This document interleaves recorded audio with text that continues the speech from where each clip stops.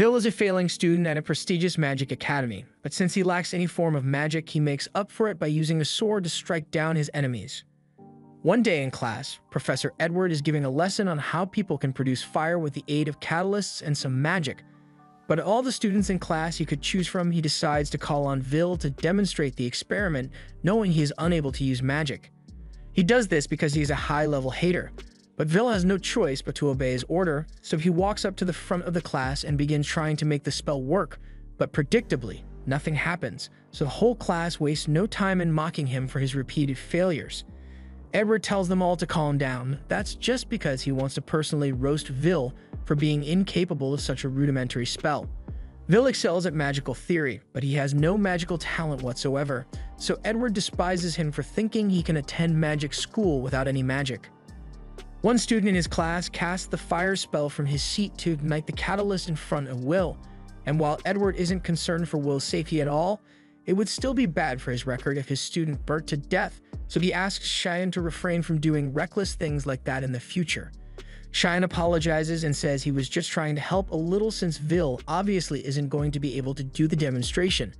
But with that said, Edward concludes the experiment and begins a speech about how magic is supreme in this world, so people who have no talent for it have no right to exist in this magic academy. And all this is said while making direct eye contact with Will. After class, Vil feels exhausted from all the hate he was getting, but people love hating on him, so Cheyenne follows him out of class to continue messing with Will. Luckily, there are still some people who are on Vil's side as Colette comes running to his defense. Cheyenne asks why Colette is defending Vil when she's an honors student and Vil is half a point away from dropping out of school, but she says that doesn't matter since Vil is the nicest person she has ever met and he works much harder than any of them ever have. Cheyenne is stunned for a moment, but then he begins laughing since no matter how kind or hardworking Vil is, it won't change the fact that he can't use magic, and Vil is certainly never going to become Magia Vendor without magic. Cheyenne and his friends leave Vil alone for now after that, so while walking together, Colette tells Vil not to be bothered by what Cheyenne and Professor Edward were saying since they just did it to humiliate him, but Vil says it's fine since he really isn't able to use magic, and besides, he considers himself lucky since their hating made a cute girl like Colette want to hang out with him. Colette gets embarrassed when he says this, so she tells Vil that flattery isn't going to make her want to go out with him, but Vil says he was just stating a fact since he thinks Colette is really cute. This gets Colette even more embarrassed, and she nearly falls for Vil on the spot, so she pushes him away for a bit so she can think clearly and remain calm. She is technically a noble, so she can't let herself fall in love so easily. After regaining her composure, she looks over to Will, but he is busy looking at the sky since it is especially beautiful today. Long ago, the people of this world lived in a constant shroud of darkness, in fear of the celestial host who ruled over them. However, that all changed when the Shadow Wizard Money Gang joined forces to oppose the Celestial and bring the light of the sky to everyone. These wizards came to be known as the Magia Vendor, and they are regarded as the epitome of magic, so no mages alive to date have ever been able to live up to the title. Colette wonders if the Ice Maiden, Albus Vina, is watching over them right now, and Vil says he is sure she is, because he knows for a fact that she is looking at them right now from her window at the top of the world. Back when Vil was younger, he had a childhood friend called Elfaria, and she would tell him all about the sun and moon she read about in her books. She was especially excited to see the sunset since it is supposedly really pretty, so she hoped they could become Magia Vanders together someday and see the sun together. Vil promised to become a Magia Vander with her, but while it may have just been a promise between children, Elfaria actually worked hard to make it happen, and soon enough, she had climbed to the top of the tower through all her hard work. In contrast, Vil had no talent at all to keep his promise, yet he is still trying his best to make it up the tower, even if it is just a delusional dream. However, even with his rock-solid resolve, it doesn't stop him from crumbling like a cookie when he gets scolded. Vil asks Professor Werkner to calm down a bit, but Werkner is rightfully angry since Vil went into the dungeon again despite knowing how dangerous it was. And all the way down to the 7th floor too. He is worried Vil will end up getting himself killed at this rate, so Vil begs him for forgiveness, but he also asks if he can get his extra credit now. Werkner is still mad at him for going into the dungeon alone, but Vil was able to return with proof that he killed an evil guard, so he is awarded with 2 points of extra credit. Vil celebrates with his pet while Werkner gets the paperwork ready, but as he does so, he asks Vil if he still hasn't given up on becoming a Magia Vander. In order to become one, Vil would first need to advance to a higher institute, and to do that, he would need a total of 7,200 credits. Normally, students would accumulate these credits in subjects like writing, praxis, and spell work, but since Vil can't use magic, he will never earn any credits from spell work. Vil is already aware of this, which is why he wanted to make up for it by doing extra work in praxis, but Worker has already explained to him that it is practically impossible to earn enough credits to pass through praxis alone. Vil realizes his chances are slim, but he still wants to hold on to hope that he can fulfill his promise of becoming a Mangiavander. In any case, Worker tells Vil that Mangiavander is a long way off and may not even graduate if he doesn't start earning more credits. Worker heard that Vil failed to earn any credits during his last exam, so unless he wants to flunk, he has to earn an additional 4 credits by the end of the week. Vil is shocked because that means he only has 2 days left before the deadline. So with no other options left, he begins searching his notes in hopes of finding a monster he can kill that is worth 4 credits. He's really desperate to find something, so while Workner doesn't want to encourage Vil to go into the dungeon, he tells him about a Baskerville monster on the 6th floor of the dungeon, and Vil hasn't submitted that one yet, so he could get the required credits from killing it. Vil runs up to Worker to hug him as thanks for all the help he has offered him, but Worker tells him not to cling so tightly because it could put his job on the line. Unfortunately, Cheyenne happened to be outside Worker's office during the whole conversation, so he knows that Vil is planning to go into the dungeon to slay a Baskerville, and as a true hater, he plans to head down there to kill it first, so Vil won't be able to get enough credits to remain in the school. A while later, Vil arrives on the 6th floor of the dungeon, and he is in a pretty good mood since he's fought at Baskerville before, so it should be an easy win for him. His pet doesn't think it's a good idea for Vil to go into this with so much confidence, but Vil says there's nothing for him to worry about since as long as he is careful about the Baskerville's flame breath, he won't get burnt to a crisp like last time. But in order to find the Baskerville, he is depending on Kiki to sniff it out. Meanwhile, Cheyenne and his friends are on their hating-ass mission to ensure that Vil drops out of the academy. His friends are equally hating on Vil, so they plan to kill the Baskerville first, and after that, they'll beat up Vil to send a message.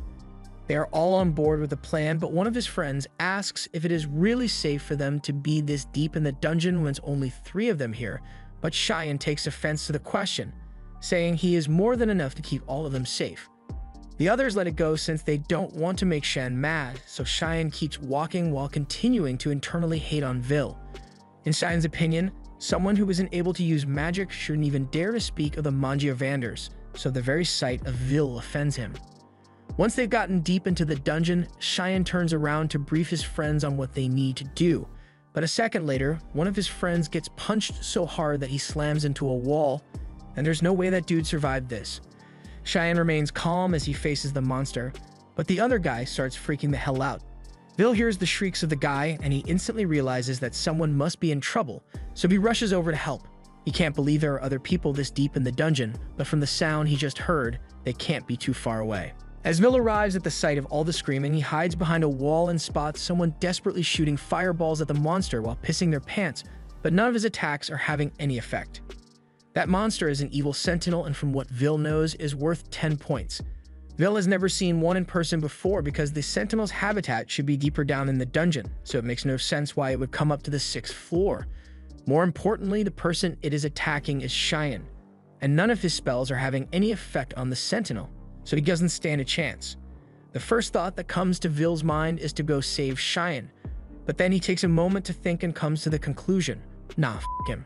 He's been hating on him since day one, so why should Vil feel any obligation to save him now since no one would know if he just left him to die? He's about to close his eyes and pretend he was never here, but then he has a flashback to a time with Elfaria when she told him that she liked how kind and brave Vil was, which is why she gave him a pair of goggles as a gift. Vil still had that same pair of goggles to this day, and if he wants to continue being the same person Elfaria has always liked, he has to put his personal grudges aside and save Cheyenne, even if he is a bitch. As the sentinel is about to kill Cheyenne, Vil jumps in and blocks the strike with his sword. At the same time, back in the academy, Professor Edward comes running into Worker's office to tell him that Cheyenne and his friends have all gone into the dungeon together without permission. He wants Worker to use his familiar to track them down before they get themselves killed, so Worker grabs his bird and asks what floor Cheyenne went to. Edward answers that they should be on the 6th floor, and as soon as Worker hears that, he is relieved since that means Vil is with them, and as long as he is there, he can handle any monster that attacks. He uses his crystal ball to show Edward what Vil is doing right now, and he is going toe-to-toe with the Sentinel, and he is absolutely blitzing it. In the blink of an eye, Vil has already chopped off one of the Sentinel's fingers, and when the Sentinel tries to counterattack, he blocks the strike mid-air and backs up to create some space. Vil then dashes in once more, and the Sentinel can't keep up with him at all. So before it even realizes what's going on, Vil has already gotten on top of it and stabbed into its shoulder. Cheyenne can't believe what he's seeing since he never thought Vil would be this so strong. Even Edward is left in shock, so Worker explains to him that Vil is an amazing anomaly. He possesses superhuman strength that a mage could never hope to achieve. He has a body that's more durable than a Nokia phone, and unbelievably accurate observational skills that allow him to grasp an enemy's strategy and form countermeasures for it after being attacked once. So as the Sentinel tries to slash Vil again, he is able to perfectly predict the attack and dodge, while also slicing off the Sentinel's arm in the process. Vil may not be able to use magic, however. He is more than capable of making up for it with his sword. As the Sentinel writhes in pain, Vil proceeds to grab the Sentinel's sword with one hand and prepares to finish off once and for all. The Sentinel fires off a plasma blast as its last-ditch effort, but a single swing from Vil's sword is far more powerful, so Vil slices the Sentinel in half, claiming his victory. Once it's all over, Vil walks over to Cheyenne to ask if he is okay, and Cheyenne still has a grudge against Vil, but Vil just saved his life, so he bites his tongue. However, even after witnessing that whole fight and how capable Vil is, it doesn't stop Edward from hating one harder since he won't stand for Magicless being stronger than students with magic. Edwards leaves Worker's office in a rage, and while Worker is proud of Vil for saving Cheyenne, he is still mad at him for putting himself in danger. However, once again, he managed to defeat the monster, so Worker awards Vil with 10 points for killing the Sentinel. 5 years ago, Vil was the laughingstock of the whole school due to his lack of magic, and apparently the only reason he was allowed to enroll here in the first place was because he was friends with Elfaria. But since she had already become a Magiavander at the time, there was no reason for the school to pretend to be nice to him anymore. Vil has had to endure all the ridicule this entire time, but it hasn't stopped him from working hard to graduate regardless. Worker accompanied Vil to be evaluated by the headmistress, and she obviously had her doubts about whether Vil was cut out for this school or not. But once she hands him a sword and begins the test, Vil is able to counter each and every one of her fire spells within a fraction of a second. She is so impressed that she says Vil is allowed to stay at the school, and Workner is a bit surprised since he didn't think it would be this easy to convince her. It is true that Vil doesn't have any magic, but more importantly, she thinks it'll be fun to have someone like Vil around. Vil asks the headmistress if he can be by Elfie's side again if he becomes strong enough, and she tells him that he will have to work really hard and remain unfazed by the challenges along the way, but even then, there's no guarantee. But as Vil leaves, she remarks that it'll be fun to see what Vil can accomplish. Back to the present, Vil is currently in Worker's class as he teaches everyone about the Tower of Magic. Climbing the tower means advancing to the upper institute to the topmost floor where you will become a Magiavander. As of now, there are currently 2 methods to becoming a Magiavander, and that's either to create a new type of magic or to earn over 7,000 credits in this school, but it is pretty rare to invent new magic, so students usually focus on earning credits. However, since this is a remedial class, everyone in here is in danger of flunking out of school, especially Vil. After the classes are over, Colette meets up with Vil and asks how Vil is feeling since Worker's remedial classes are notoriously strict. Vil agrees that Worker is a strict teacher, but to be honest, he is glad Worker is kind enough to offer remedial classes in the first place since most professors wouldn't bother to do so. As they are turning a corner, they notice a commotion going on, so they listen in and hear Xian's friends glazing him for defeating the evil Sentinel.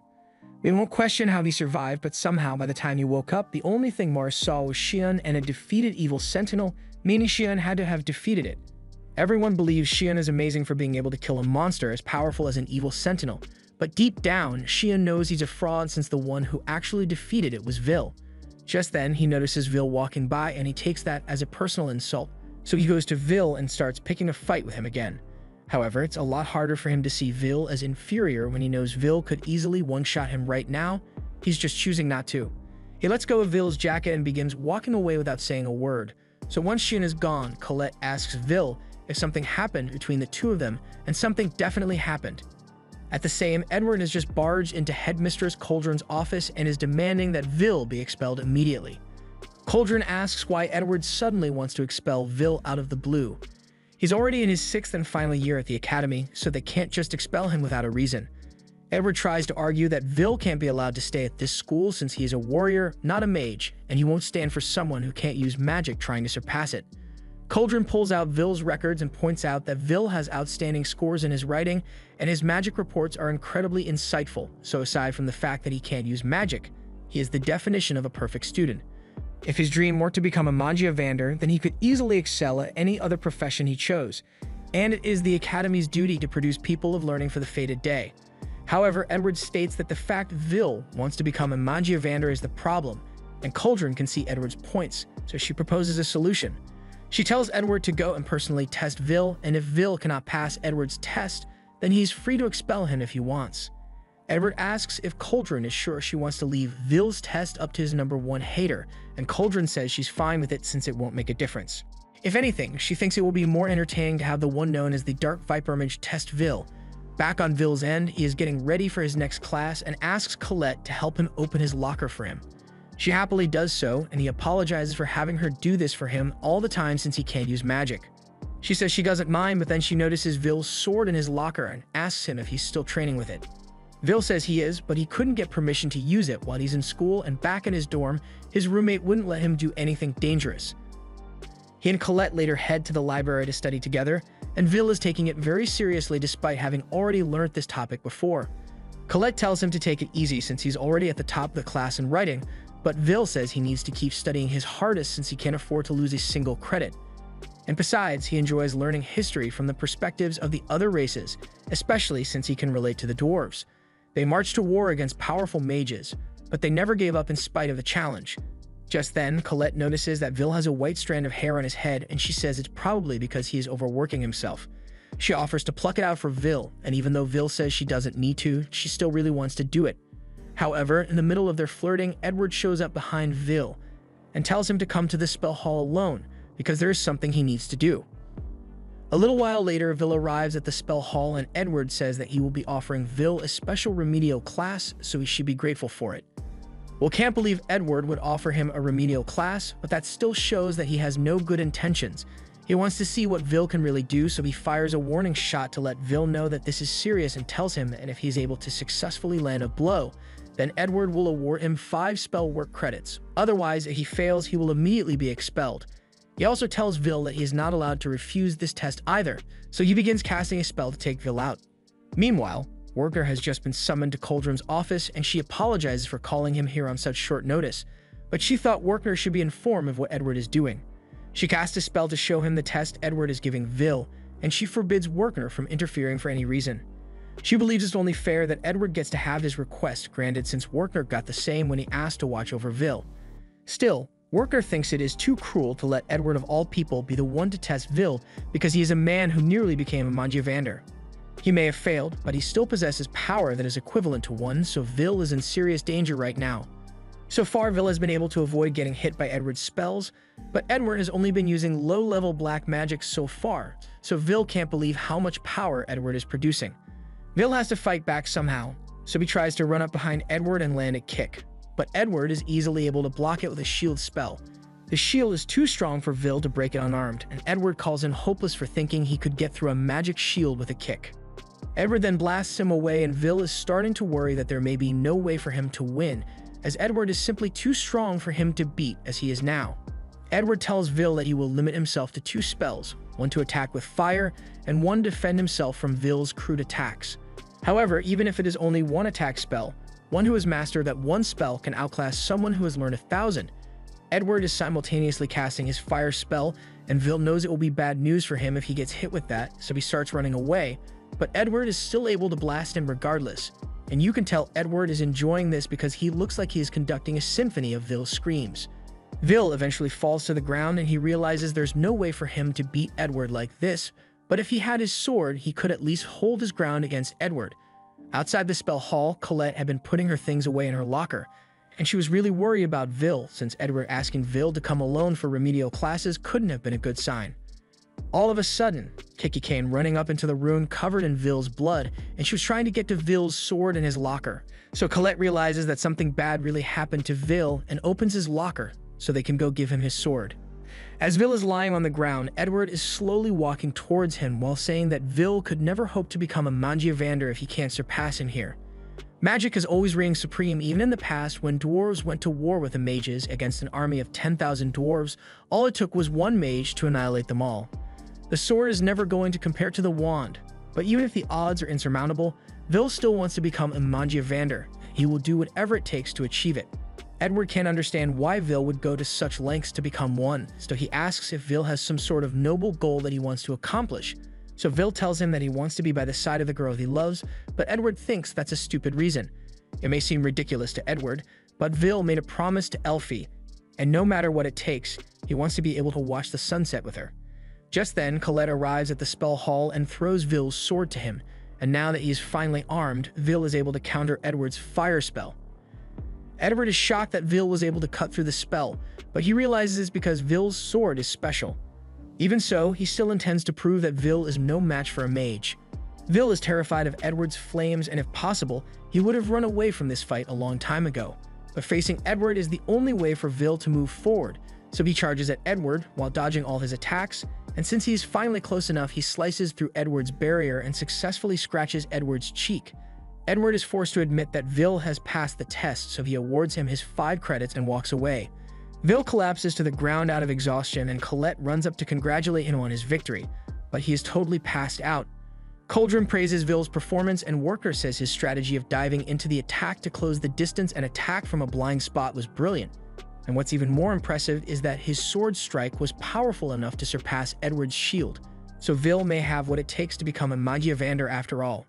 In a flashback, we see the time Elfie gifted Vil his pair of goggles, and immediately after doing so, she had to say goodbye since she was going to the top of the tower. However, as she was walking away, Vil called out to Elfie and swore to her that he would find a way to climb the tower as well so they can be together. Even if the odds are against him and he can't use magic, Vil swears that he will keep his promise and see the sunset with her someday. Elfie was moved by Vil's speech, so she turned around with tears in her eyes and said she would wait for him as long as it takes, and as Elfie finally left, Vil vowed that this would be the last time he ever cries or acts pathetic again. Back to the present, Vil is currently busy with his paper deliveries since he's got to work a lot of jobs to pay for his tuition. While on his usual route, he happens to run into Danon, and he greets him warmly, wishing Vil luck on his delivery route. He also says he will be visiting the tavern later today, so Vil tells him he will be waiting for him. As Vil runs off to finish off his deliveries, he ends up tripping on some steps and spilling the newspapers all over the place. But that is not a problem, since with his speed, he is easily able to pick all the papers out of the air and avoid falling over. He happened to miss on newspaper, so he walks over to pick it up, but as he does so, he notices an article about Elfie and how she has created yet another type of original magic. She is the first person to create 12 different original magic spells, and Vil is happy to see that she's still working hard up there, so he's going to work hard here as well. He's about to get moving again, but then he notices that there's another section in the article that says Elfie has personally passed a request to the academy, and he totally freaks out over it. He immediately runs over to his dorm room and begins asking his roommate Rusty if he can help him make a magic item on short notice. Rusty asks what the huge rush is, so Vil tells him about the request Elfie put in, and he wants to be the one to handle it. He doesn't have any lessons today, so he is free to prioritize the request and starts getting dressed. The job is to gather Frostwalker ice cores since she apparently needs a lot of magic catalysts, and all participating students are going to be compensated accordingly, so Vil just needs Rossi's magic items to help him. Rossi jokes that Vil is really straightforward with his request, but he has no reason to refuse, so he hands Vil his new and improved magic items, which Vil is very thankful for. Down on the 4th floor of the dungeon, Vil has just arrived to begin gathering ice cores, but there are already a ton of students here to do the same thing. Still, Vil expected as much since Elfie is famous, so he is going to give it his all. However, just as he is about to start, a huge explosion rings out in the cave, and it looks like it was caused by Xian, who just blew up a bunch of Frostwalkers. His friends praise him for his display of skill, but internally Xian is agonizing over the fact that he is still nowhere near the level of strength Vil showcased that day. As Vil sees Xian, he is honestly impressed by the magic power he used, although he seems really angry about something. In any case, with all these students here, Vil will never get the chance to slay any Frostwalkers, so his only choice is to go deeper into the dungeon floor. As Vil descends, he ends up seeing a girl in danger, so he leaps into action, and moments later, all 3 monsters have been sliced in half. The girl is shocked by what she just witnessed, since this is the first time she has seen a magic student use a sword to fight. Vil asks her if she's alright, and after the initial shock has worn off, she says she's fine and introduces herself as Iris. We cut to a lecture with Werkner where he is talking about the great achievement of creating new magic. It is an accomplishment so grand that it warrants unconditional advancement up to the top of the magic tower, and new magic is usually named after the person who created it or from words associated with them. For example, the dark magic spell Dax Darbicans that Edward used is named after a mage from ancient times called Fire Watchman Darbicans. So if any one of the students here manage to create new magic, they will be carving their names into history forever. A student raises her hand and asks Werkner if this means Elfaria is an amazing mage, and without a doubt, Werkner believes that Elfaria is unbelievably good at her magecraft. It is unheard of for a single mage to create 12 original spells by themselves, so it isn't a stretch to say that she is one of the greatest mages to ever live. After hearing about Elfaria's accomplishments, Colette has to admit that she is every bit as amazing as Vil had said she was, but her friend Rose starts teasing her for being jealous of Elfaria because she's in love with Vil. Colette gets embarrassed and yells at Rose for saying such ridiculous things, but that causes a disturbance in class. So Werkner turns around and tells her to sit down and be quiet. Meanwhile, down in the dungeon, Vil and Iris are walking along a passage, and after Vil had introduced himself to her, she recalls hearing about him since she was told about an upperclassman who couldn't use magic, nicknamed the Unprecedented No Talent. Vil is shocked to hear that people actually call him that, but he also notices that Iris referred to him an upperclassman. So she explains that she is only 14, meaning she's 2 years below Vil right now. That makes her a fourth-year student, but Vil has something that he's curious about, so he asks her if she doesn't feel any disdain towards him due to his lax magic. But Iris doesn't see why she should dislike Vil for something like that, especially when he saved her a few minutes ago. Even if he can't use magic, she has a heartfelt respect for people who have their own special talents. Vil gets a bit flustered, so he changes the subject and asks Iris if she's here because of Elfie's request, and Iris confirms it, saying she wants to be of use to the Magiavander and someday she hopes to become one of the people to hold up the sky. And she isn't speaking metaphorically, by the way. In this world, people aren't able to see the real sky because their world is hidden. The tremendous energies of the Magiavander cover everything and create a false sky known as the Great Barrier, and according to the legends, when the Great Barrier falls, the world will once again be enveloped in darkness and a great calamity will begin. That's why students are motivated to fulfill the requests of the Magiavander, not just because they admire them, but also because they believe it will help support their mission to hold the sky up. Iris mentions that she has actually had the honor of meeting Elfaria in person before, and Vil is surprised, so she starts telling him how it happened. She was cornered in the dungeon one day, and as her life had begun to flash before her eyes, she saw no way out.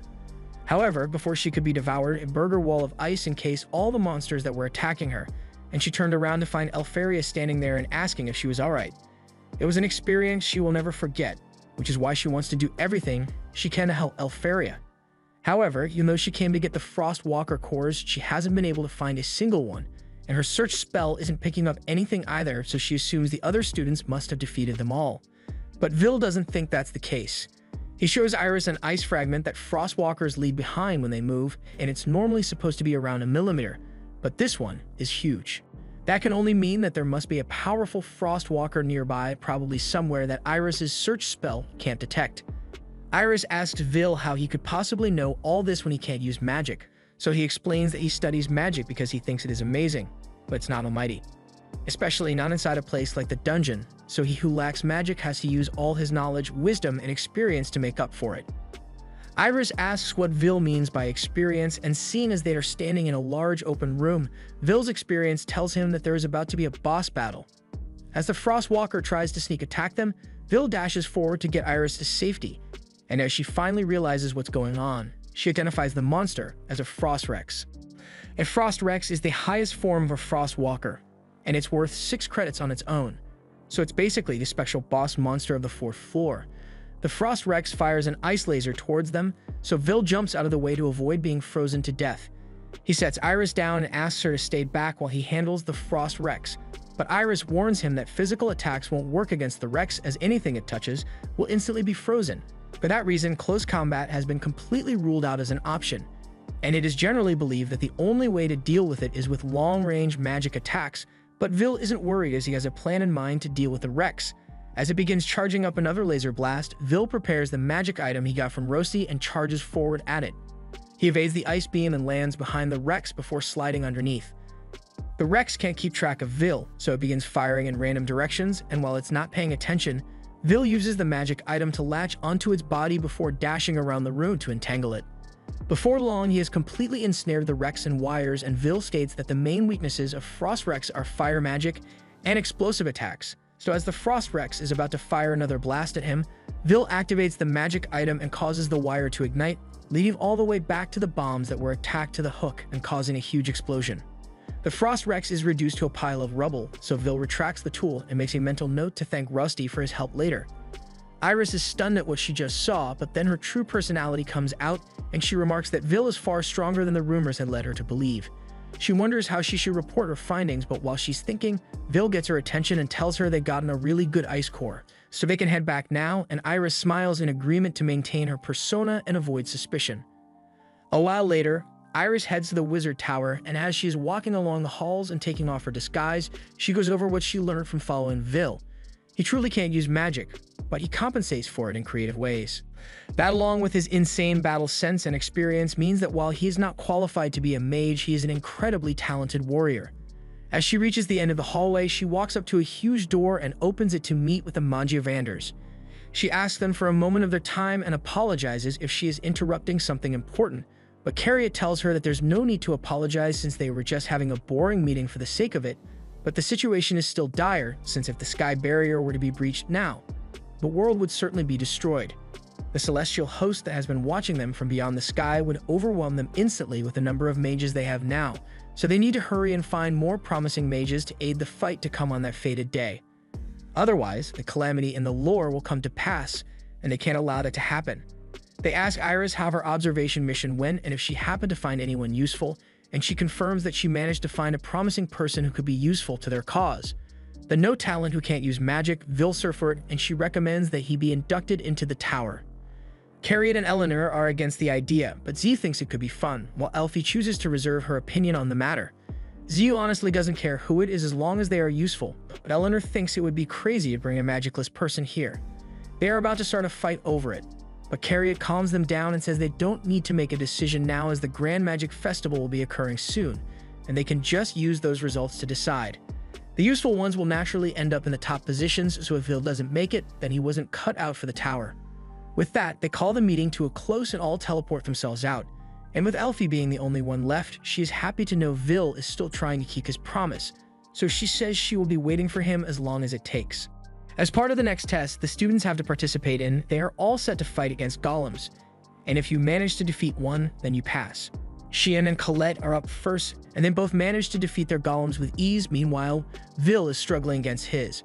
Vil tries running behind the golem in order to land a clean punch, but as the students see him about to attack with his fists, they begin mocking him for not being able to use magic, and this distracts Vil long enough for the golem to backhand him across the room. The students begin to leave after being satisfied by Vil's failure to defeat his golem, but on the other end of the room there are a few students who are having no trouble with the golems at all. They are Lehana and Wignall, and they both pass without a doubt, but there's one more student who walks up and begins casting ice magic. With a wave of his wand, he sends icicle shards into all the golems, causing them all to be encased in solid blocks of ice. This is Julius, and he is one of the top 3 students of the academy, along with the other 2. Lehana commends Wignall and Julius for keeping up with her and not slacking off, but the banquet is going to be starting soon, so there was never a reason for either of them to slack off. On that note, Julius says he would like to declare a friendly war on them, and he will use his newly mastered ultimate technique to deliver their defeat when the time comes. As a token of his sincerity, he offers an ice rose to them, but neither Wignall nor Lehana seem to be amused, although Wignall does seem to be looking forward to a face-off with Julius. These 3 are pretty much celebrities within the school because they are the only students who all have earned more than 10,000 of the total 12,000 credits. Some people think of credits as a reflection of a mage's capabilities, but Vil is nowhere near that level. Right now, he doesn't even have enough credits to graduate in the first place, and this is his final year in this school. As Vil is sitting there and wondering what he's going to do, Julius and his Glazers walk up to him and begin insulting him for his lack of magic ability, and Vil just gets out of his way to avoid causing any problems. As Julius and the others leave, Vil hears them talk about the Grand Magic Festival, and he hadn't realized it was that time of year already. Later that day during lunch, Colette comes up to Vil and tells him that his only hope of becoming a Magiavander is to get scouted at the Magic Festival. Attempting to graduate based solely on his praxis and writing isn't practical, and there have been cases of students getting scouted without having the 7,000 credits needed to graduate. The Magic Festival is a huge event that takes place once every 2 years. It holds several different events and draws in high mages from the Tower, who hope to scout promising talents. The festival is a place where the different magic factions fight over the right to recruit the best students, and it wouldn't be a stretch to say that admissions for the Upper Institute are decided during the festival. There are 5 factions: the Thunder faction, the Elf faction, the Fire faction, the Ice faction, and Mysterious Noah. All these factions, excluding Mysterious Noah, are led by their respective Magia Vanders, so if they scout you, it's a guaranteed promotion. Vil doesn't think it's likely that you will be chosen since he's already failing, and for him to even get noticed, he would have to have some kind of amazing magic that would put the high mages to shame. And while he's right about that, there are still other ways to get scouted. Colette has heard rumors that Watchers will come to look for talented students, but Vil thinks Watchers are just an urban legend. There's no way a Magicless no talent like him would have a place in the festival, so he's just going to stay behind the scenes and help with the preparations instead. Colette thinks that Vil could change the way people look at him if he entered the festival this year and showed them what he can do, but Vil still doesn't want to enter since it would end up becoming an athletics contest if he were there. He has tried entering the festival once before back in his 2nd year, and he literally got booed off stage for using physical attacks. He got bad reputation for that, and he still hasn't gotten over the humiliation of it, so he really doesn't want to enter. Students all over the school have begun practicing in earnest for the festival, and Colette reminds Vil that aside from the High Mages, many scouts from the capital will be there as well, so even if Vil can't earn a place as a Magia Vander, he could still get scouted for another career. The Magic Festival is a great place to showcase your abilities, so Colette really wants Vil to show everyone how capable he is. But Vil still doesn't think it's a good idea to participate without being able to use magic. Just then, Colette notices something strange, so she goes over to one of the other lockers and tells Vil that there's something off about it. It's well hidden, but she can sense a barrier here. Vil asks if she is sure it isn't just a locking spell for the locker, but Colette can tell that the barrier is made to block sound and obstruct view. Colette could break it with her magic, but that could be troublesome, so she asks Kiki to do it instead. Once the barrier is dispelled, they find a staircase hidden behind the lockers, which leads to a secret gambling ring. A bunch of students all gather here so they can place bets on who will come out on top the Magic Festival. Colette finds it deplorable that the students would turn their locker room into an illegal gambling ring, but then Vil notices Xian standing across from them, and he's surprised to see him here since Xian doesn't seem like the kind of guy who enjoys betting. Xian gets defensive and starts yelling at Vil to mind his own business, but Colette steps in and warns Xian that if he gets into a fight with Vil for no reason, then she will make sure he regrets it. Xian calms down, so Vil asks him again what he's doing here since he doesn't seem to be participating in all the betting. Xian doesn't feel the need to answer Vil's questions, but it's totally not like he came here to see whether people were betting on him or not, and he definitely isn't upset that no one thinks he has a chance of winning even though he's the 4th best student in the school. Sure, the top 3 students may have slightly more credits than him, but Xian's credit score is in the high 9,000s, and the only reason he ranks lower than the others is because he failed a writing test once. Since then, he has been working a lot harder to make up for the lost credits and catch up, but his magic skills are still on par with Lehana and the others, so he is just as likely to win at the festival as any of them are. Although, he doesn't know why he is trying to justify himself to Vil. After that, the rest of the day goes on like normal, and once classes are over, Vil gets up to leave. Before he goes, Colette gets his attention and asks if he is free after school because she would love to hang out with him, even if it's going into the dungeon together, but unfortunately, Vil has work to do tonight, so he won't be able to spend time with her today. Later that night, Vil is at Jana's restaurant on the outskirts of the city, and he's working as a waiter there. He brings a tray of food and drinks to Danan, and Danan feels bad for how hard Vil has to work all the time. He delivers newspapers in the morning, has classes during the day, and then has to work here at night. It's definitely hard, but Vil has to push through it since he doesn't qualify for the school's scholarship, meaning he has to pay for everything out of pocket. Danan mentions that he heard something about the Grand Magic Festival coming up soon, so he suggests that Vil could participate, but Vil immediately shoots down the idea because he doesn't want to get humiliated again. Jana yells for Vil to get back to work and points out that his friend is working much harder than him. We then see Rosti, who is also working as a waiter here, although he is only doing it for Vil as a favor to him since tonight is really busy and one of Jana's workers quit. And all that extra work is just going to get dumped on Vil's shoulders if she doesn't hire someone soon. After the dinner rush is over, Vil and Rosti are cleaning up the dishes, and Rosti asks Vil if he is really okay working here, because the wages he gets paid from the dwarves aren't that high. He could easily ask Workner to help him find a higher paying job, but Vil doesn't want to bother Workner too much, and besides, he likes the people here a lot, so working around them is fun for him. They are honest, caring, and shower him with warmth, so Vil respects them a lot. Things are going really well, but a few moments later is all ruined as Julius walks into the restaurant just so he can be a hater. As soon as he steps in, the first thing he does is start insulting the restaurant and the dwarves in it. Julius then notices Vil here and begins laughing to himself that a failure like Vil is only fit to be around barbarians like dwarves. This gets on Donan's nerves, but the other dwarves there hold him back because they can't afford to get into a fight with a mage. Julius begins threatening Donan not to try anything funny because he and all the other dwarves are just immigrants who fled here after the Celestials destroyed their world, and humans have been graciously allowing his kind to live here without issue, so a dwarf like him has no right to glare at Julius like that. Donan calms himself down because he knows there is nothing he can do, and everything Julius said about the dwarves being refugees is true since they fled here after their world was destroyed. But even though the same thing happened with the elves, dwarves are treated with contempt by the humans here. So if Donan were to attack Julius for what he said, all dwarves in the city would suffer consequences for it. That's just the way the world works here. But Vil can't stand for such injustice. He decides that today is going to be his last day working here. And since he is no longer employed at this establishment, Vil is free to do whatever the hell he wants without Gina having to face any consequences. And the first thing he does is go to Julius's table and tell him to take back what he just said about the dwarves. Dwarves are hard workers who made the best out of the harsh conditions they were given and thrived, so Julius has no right to call them barbarians. However, Julius couldn't care less about the dwarves or their struggles, so he kicks his plate of food at Vil, and his two groupies get up ready to beat Vil up.